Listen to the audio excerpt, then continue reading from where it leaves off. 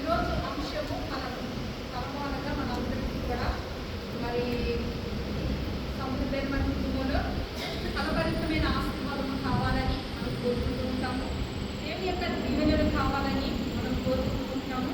ఆ ఫలము మనకు ఎలా అనుగ్రహింపబడుతుంది, మనం ఫలం పొందాలంటే మనం ఏం చేయాలి అనగా ఈరోజు అంశం బట్టి కొంత సమయము మనము మరి అరగంట సేపు, ఎందుకంటే మనం సేపు కూడా ఇక్కడ మంచి కనుక ఒక్క అరగంట సేపు వర్తమానము మరి లోపలికి వెళ్ళి వాక్యం ముగించుకున్నాము.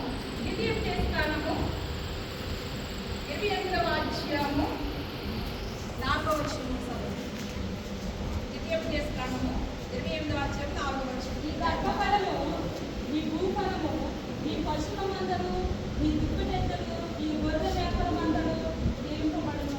నీ గంపయు పిండు తీసుకుని తొట్టిలు దీవింపబడును. సర్వతం ఇక్కడ దేవుని వాక్యము సెలవిస్తుంది ఏమంటే నీ గర్భఫలము, మొదటిగా ఫలం ఏంటమ్మా?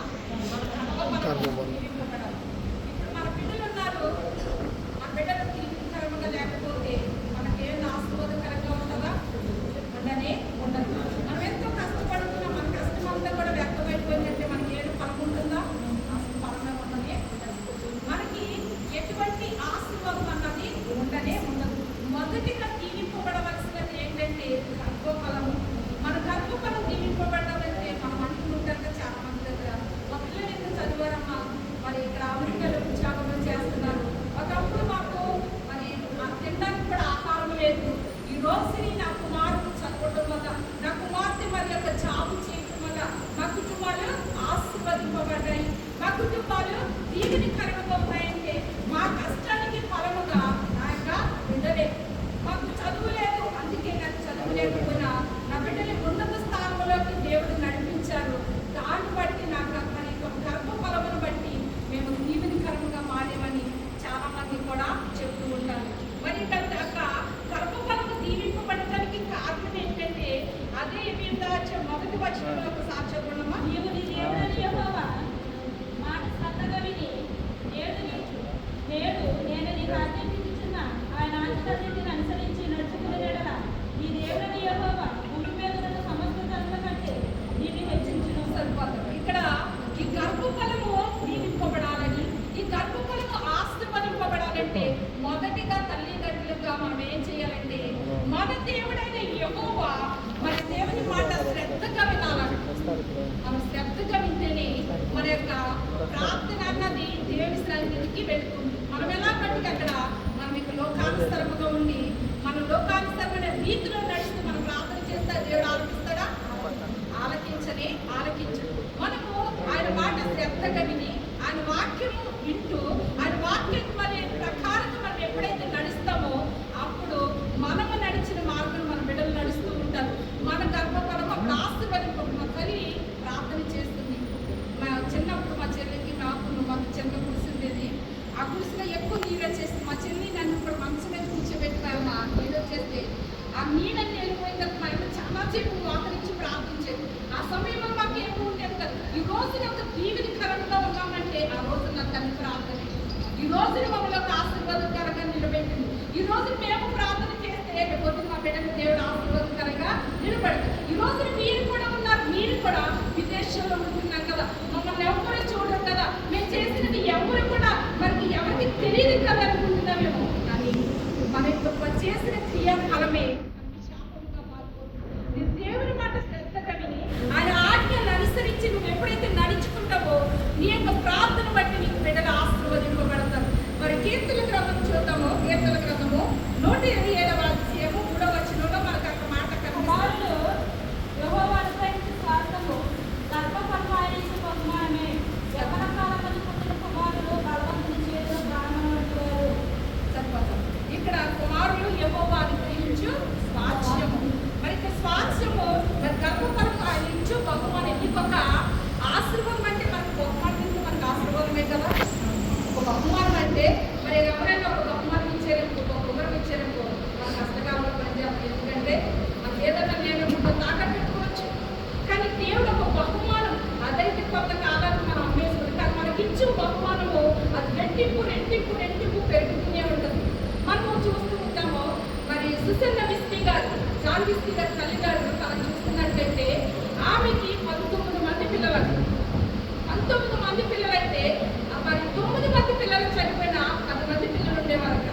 సుసన్న విస్లీ గారు పరిచర్యకుడు అంటే సేవ చేస్తున్న ఒక వ్యక్తిని కుట్ర చేసి జైలుకు పంపించినప్పుడు ఒక్కతే 10 మంది మనం 2 పిల్లలను చూడడానికి విదేశాలు వస్తున్నాం, ఎక్కడికో వెళ్ళి కష్టపడుతున్నాం. సుసన్న విస్లీ గారు తన యొక్క పని చేసుకుంటూ తన 10 మంది పిల్లల్ని పెంచుకుంటూ ఆమె ఉదయమంతా పని చేసేదట.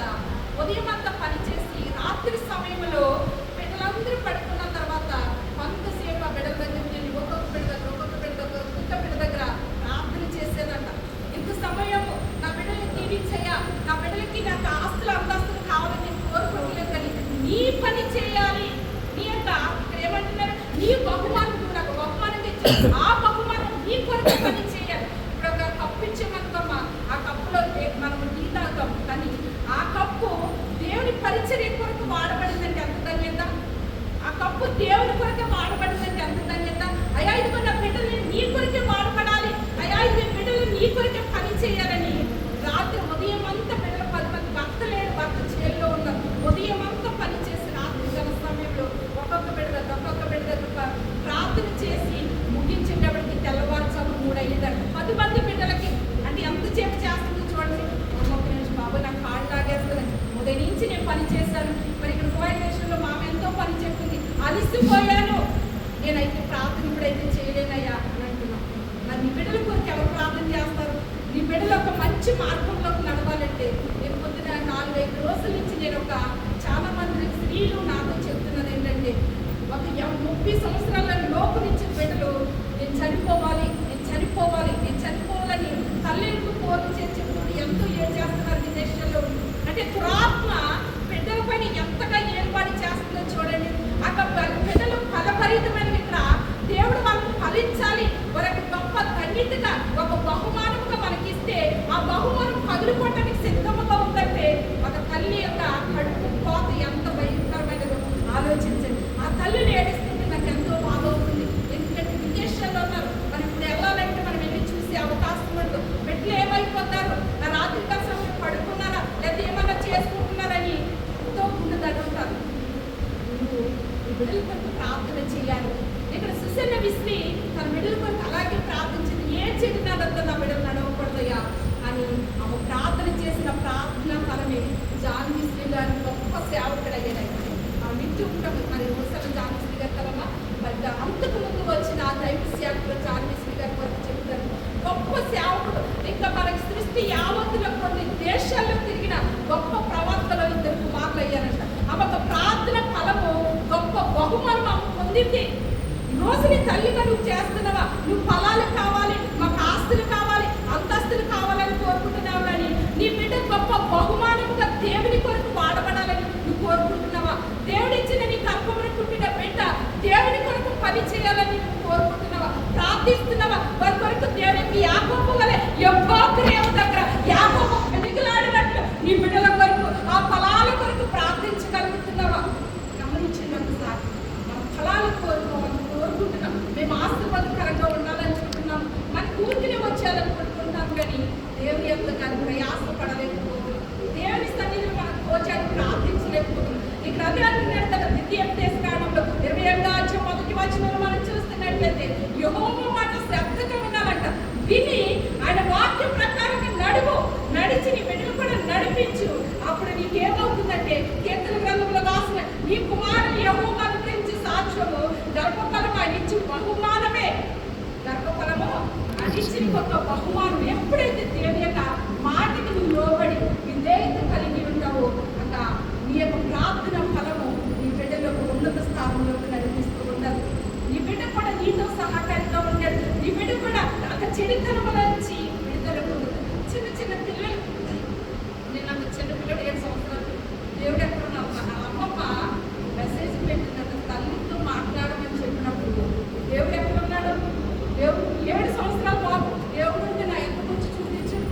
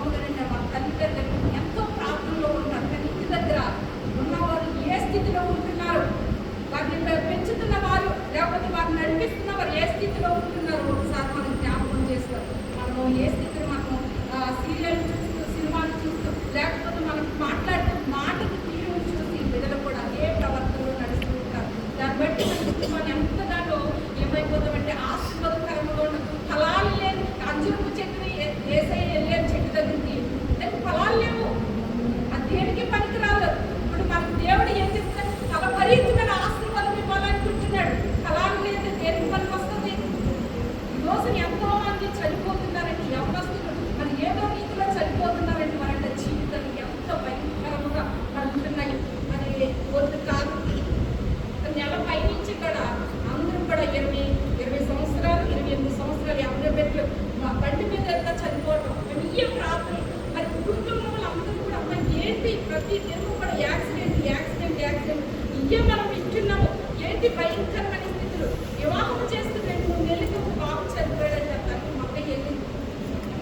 ఎంత బలమైన బిడ్డలో మన బిడ్డ చనిపోవడం అంటే అసలు అక్కడే కొడుకంట.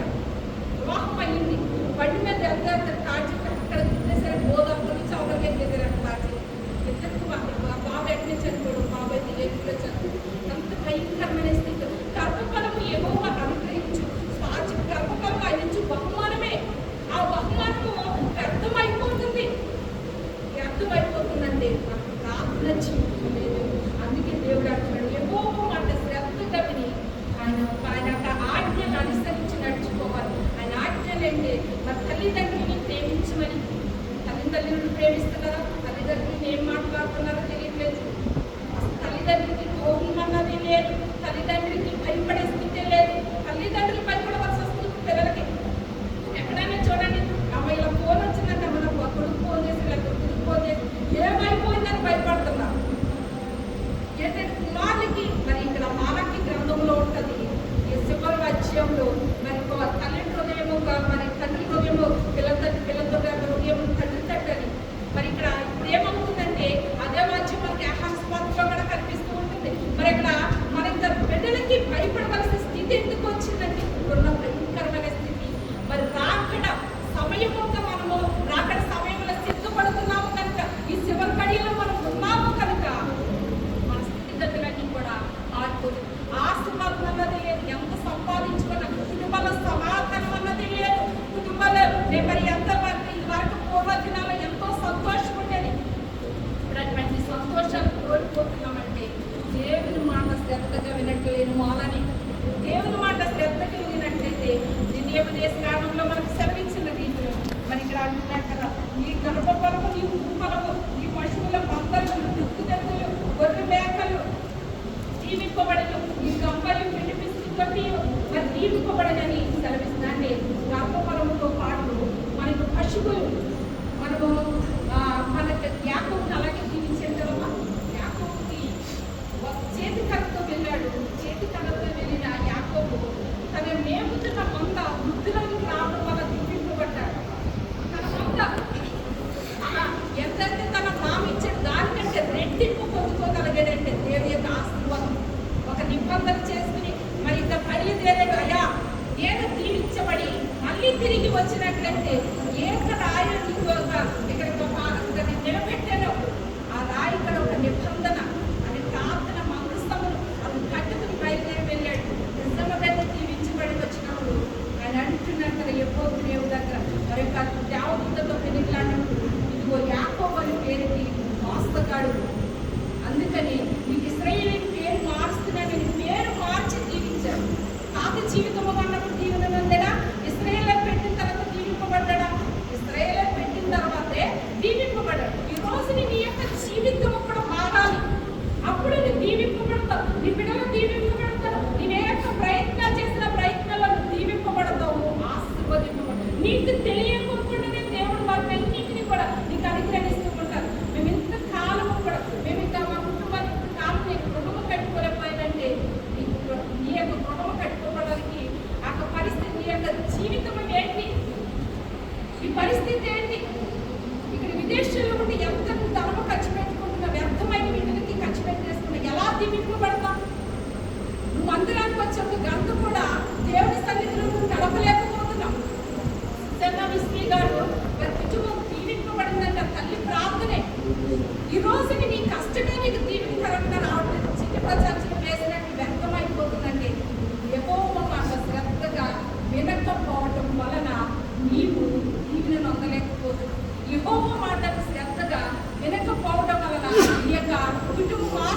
తీసుకోలేకపోతుంది. ఇక్కడ పిండి పిసుకు తొట్టి కూడా దీవింపబడుతుందండి. ఎంత గొప్పతనం! మరి అదే 7వ అధ్యాయం కీర్తన గ్రంథం 7వ అధ్యాయం 4వ వచనం చూడండి.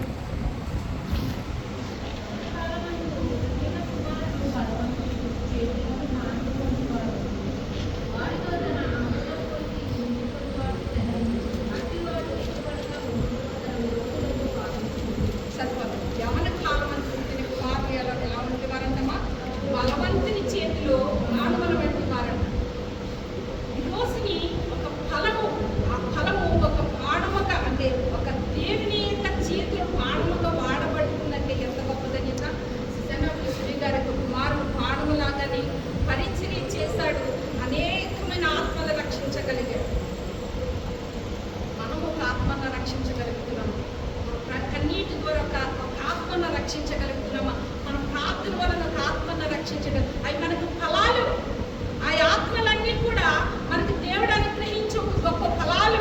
ఈ రోజుని ఈ ఫలం అన్న దానికి మన గర్భఫలము ఆశీర్వదింపబడే, మన గర్భఫలముతో పాటు మనకి మన ఎవరికైతే స్వార్థ చేస్తున్నామో వారు కూడా ఆశీర్వదింపబడాలి. వారి మన బిడ్డలు. ఎవరైతే దేవుని యొక్క నీకు ఆ చేతికి అప్పగించారో వారే నీ బిడ్డలు.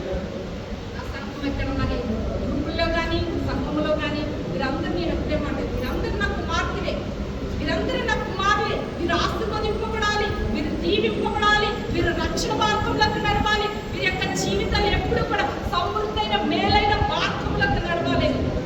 మేమందరము మరి 10:30 కాడి నుంచి ఒక 1 గంట దాకా ప్రార్థన చేస్తూ ఉంటాం. వారందరూ రక్షణ కొరకు ఏ ఆత్మ రక్షించుకోకూడదు.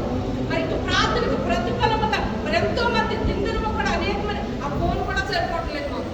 అంటే 35 మంది ఒక్కొక్కసారి ఫోన్ సరిపోతుంది, కట్ అయిపోతే ఒకరు రావాల్సి వస్తుంది. అంత జనం వస్తున్నారంటే వారందరూ కూడా దీవెన పొందుతున్నారు.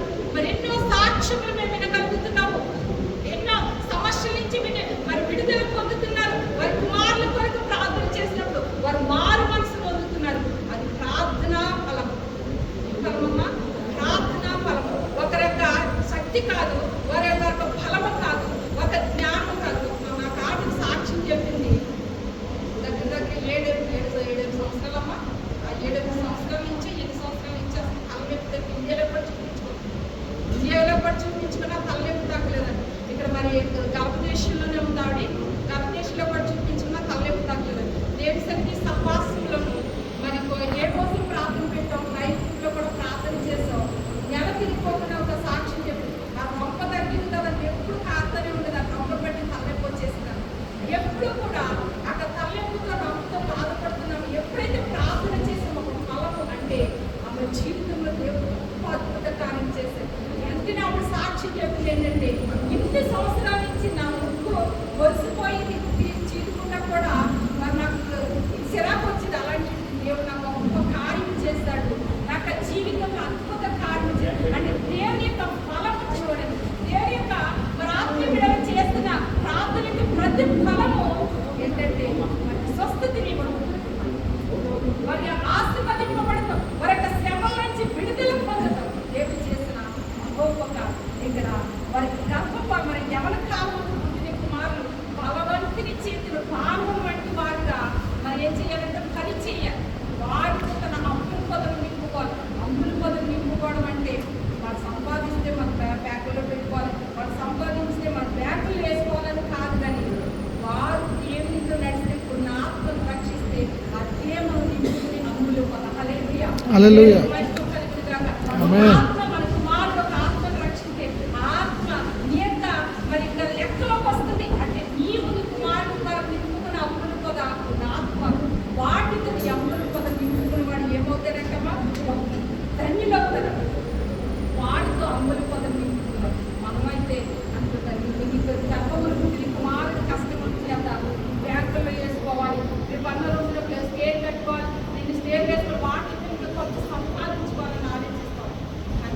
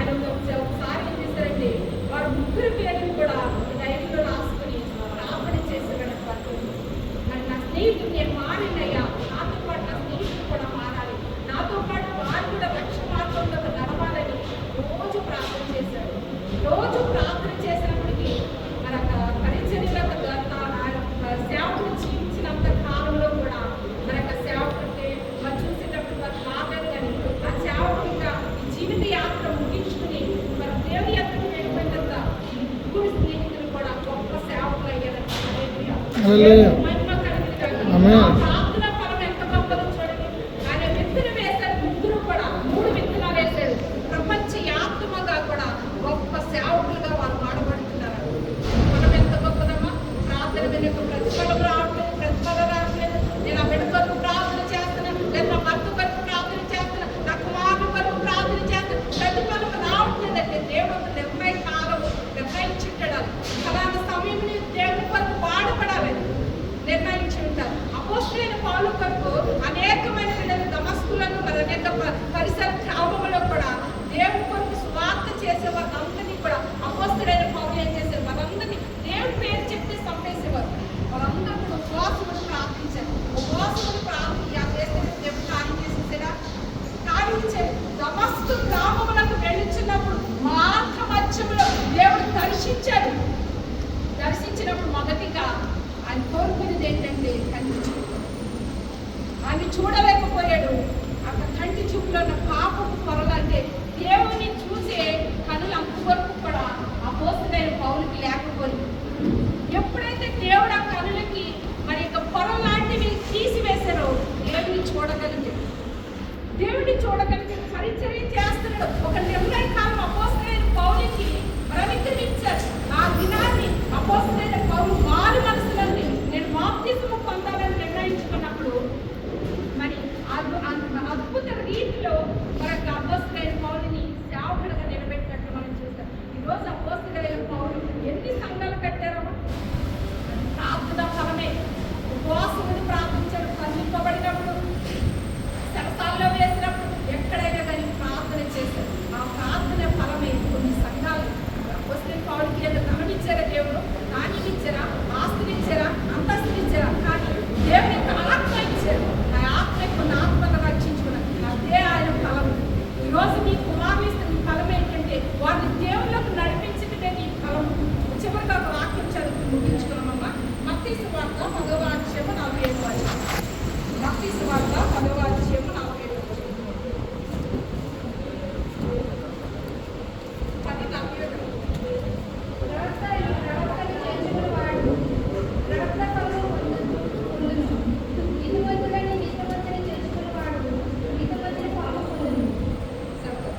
ఇక్కడ ప్రవర్తన చేర్చుకునేవాడు ప్రవర్త ఫలము పొందునని దేవుని వాక్యం సెలవిస్తుంది. ఇప్పుడు ఇక్కడ మనకి ఫలం పొందాలంటే ఇదిగో ఒక ధనవంతుని చేర్చుకుంటే ధనవంతుడు నీకు ఏమైనా సహాయం చేస్తాడని రాయబడి ఉందా? లేకపోతే నీ యొక్క స్నేహితుల్లో ఏమన్నా ధనవంతులను చేర్చుకున్నట్లయితే నీకేమన్నా వారు సహాయం చేస్తారని రాయబడిందా? ఒక ప్రవర్తన ఇంటికి వచ్చాడంటే, ఒక ప్రవర్తన నీ కొరకు ప్రార్థన చేశారంటే, ఆ ప్రవర్తనను చేర్చుకుంటే ఆ ప్రవర్తన ఫలమును పొందుతాడు. అక్కడ ఆశీర్వాదం అన్నది ఒక ప్రవర్తన చేర్చుకోవడం వలన ప్రవర్తన చేర్చుకునేవాడు ప్రవర్తన ఫలం పొందును. నీతిమంతుడిని చేర్చుకునేవాడు నీతిమంతుని ఫలము పొందుతాడు. ఇప్పుడు ఎవరిని చేర్చుకొని ప్రవర్తన చేర్చుకుంటే నీకు ఫలం దొరుకుతుంది. ఒక నీతిమంతుని చేర్చుకుంటే ఫలం దొరుకుతుంది. మనము ఎవరిని చేర్చుకుంటున్నాము? ఎవరెవరిని చేర్చుకుని వారి యొక్క అడుగు జాడల్లో నడుస్తున్నాము?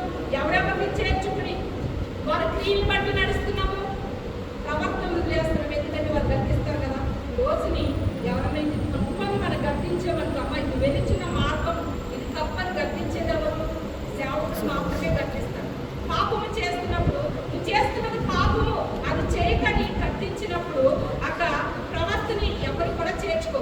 ఈరోజు దేవుడు ఏమన్నా ప్రవర్తన చేర్చుకో. ఎందుకంటే నీ చెడ్డ క్రియల గురించి నీకు తెలియజేసి వాటి నుంచి విడుదల పొందడానికి నీ కొరకు ప్రార్థన చేస్తాడు కనుక ప్రవర్తన చేర్చుకో. ఆ ప్రవర్తన చేర్చుకో. నీతిమంతుని చేర్చుకో. ఇదిగో నేను ఇక నీతిమంతునిగా ఉన్నాను కనుక నేను ఇక ప్రతిదీ లోకానుసరమైన జీవితం నేను చేయను కనుక నాకు కుటుంబం ఇలాగా ఆశీర్వదింపబడింది అని నీకు చెబుతారు కనుక ఒక నీతిమంతుని చేర్చుకో. ఒక పాపని చేర్చుకున్నావు అంటుకుంటారు. పర్లేదు, ఏం చేసినా పర్లేదు, ఇది చెయ్యొచ్చు, అది చెయ్యొచ్చు, ఆ సీరియల్ కదా పర్లేదు, సినిమానే కదా, ఒక రోజే కదా, దాన్ని ఎవరితో చూస్తున్నావా అంటే ఒక పాపని చేర్చుకుంటే నీకు నడిపించే మార్గాలు. ఒక నీతిమంతుని చేర్చుకుంటే అమ్మ ప్రార్థన చేయి, ప్రార్థన పడి నీకు కొంత సమయం ఉంటే దేవునితో గడపని ఒక నీతిమంతురాలు కానీ ఒక నీతిమంతుని కానీ బోధిస్తాడు. అందుకని వారిని చేర్చు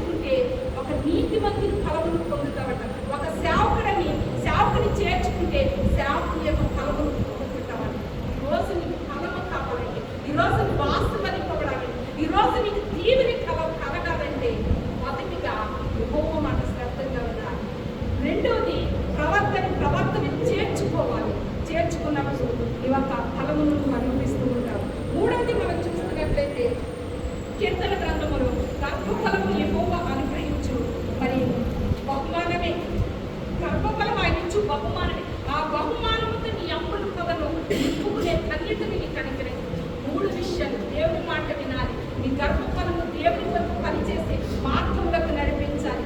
నీతిమంతులని సేవకులు మాత్రమే ఆశ్రయించాలి. ఎందుకంటే వారు మాత్రమే నిన్ను దీవెనకరమైన మార్గంలోకి నడిపిస్తారు కనుక వారి యొక్క మార్గంలో నడిచిన నీవు నీ యొక్క కుటుంబము ఫలభరితముగా ఆశీర్వాదకరంగా ఉంటుంది కనుక ఈ 3 విషయాల్లో దేవునికి నువ్వు లోబడినట్లయితే నీ కుటుంబం ఫలభరితముగా ఉంటుంది. నీ కుటుంబం నిత్యము కూడా నీటి కాలంలో వారబడిన నాటబడిన చెట్టు వలె నిత్యము కూడా నువ్వు ఫలిస్తూ ఉంటావు. నీవు నీరు కట్టిన తోట వలె నీ కుటుంబం కూడా ఎప్పుడు కూడా ఆశీర్వాదకరంగా ఉంటుంది. దేవుని మాటలు శ్రద్ధ వినిన నీవు కూడా కొంతమంది బిడ్డలు దేవునితో నడపాలి, దేవుళ్ళకు నడపాలి. నడిపించిన నీవు ప్రవర్తన చేర్చుకోవాలి. నీతిమంతుని చేర్చుకుంటే వారి క్రియలు వారి యొక్క మార్గంలో నడుస్తున్న నీకు మేలు కలుగుతుంది. వాటి దీవెన ఆశీర్వాదం ఈరోజు దేవుని సన్నిధి సహవాసం ఈ సంఘంలోకి వచ్చిన బిడ్డలందరికీ అనుగ్రహించిన గాక. సియోనులో నుండి దేవాది దేవుడు మిమ్మల్ని దీవించిన గాక. సమృద్ధైన దీవెన ఆశీర్వాదం సదాకాలం మీకు మీ కుటుంబాలకి అనుగ్రహింపబడును గాక. ఈ కొద్ది మాట మీ యొక్క తీవ్ర నీరు కట్టి ఫలించిన గాక. ఆమేన్. ఆమేన్. ఆమేన్. చిన్న ప్రార్థన. స్తోత్రం స్తోత్రం స్తోత్రం తండ్రి, మహాగణుడు మహోన్నతుడు సృష్టికర్తమైన దేవా, అబ్రహాం ఇస్సాకు యాకోబులను మా దేవా, మపితలకు తోడైన దేవా, ఇదిగో నా తండ్రి ఫలమనే ప్రభా, ఏ ఒక్క వర్తమానం ద్వారా అనేకమైన బిడ్డల హృదయాలు తెలుస్తున్నామేమో తండ్రి. అయా మాట్లాడండి ప్రభా, నేను మాట్లాడితే ఎవరు వినరు ప్రభా. ఈ యొక్క మాటలు ప్రభా హృదయంలో వచ్చింది. నేను కూడా దేవుని మాట శ్రద్ధగా ఉండాలి. వినినప్పుడు నా గర్భఫలము దీవింపబడుతుంది. ఇదిగో నా యొక్క గర్భఫలము నా తండ్రి ప్రభా, నీవిచ్చిన గర్భఫలం